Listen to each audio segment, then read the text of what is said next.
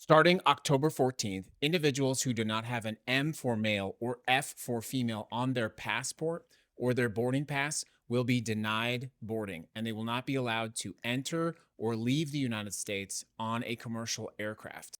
To be clear, people who have an X or non binary marker on their passport, boarding pass, will not be able to enter or exit the United States on a commercial plane. So far, this does not appear to affect domestic travel, but that's only so far. US Customs and Border Protection will no longer accept non binary gender designation on flight manifests. They have been rolling this out for some time, but the system officially goes into effect on October 14th, and the system will reject any designation that is not either M for male or F for female. Passports marked with X, for example, will trigger an error in the CBP database. Airlines can attempt to adjust this and think about what that really means, and they can resubmit it. But if it cannot be quote unquote corrected, and I understand I'm using that term simply in terms of the software, then you or someone you know could be denied boarding.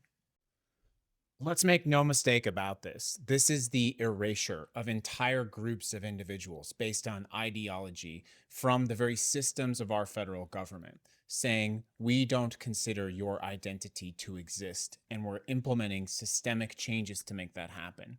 To give you an example of how much effort went into making this happen, this started from an executive order in January.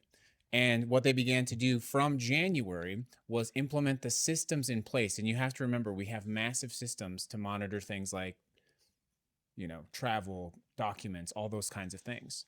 So they put in all of these systems. Starting on September 17th, they began to test the systems, the software, the testing field. On September 24th, they started testing it for passports. On October 6th, the passport format validation went live into production. And on October 14th, flight logs manifests will be rejected if it does not have either an M or an F. Don't miss out on this moment. Don't miss what is happening. This is significant.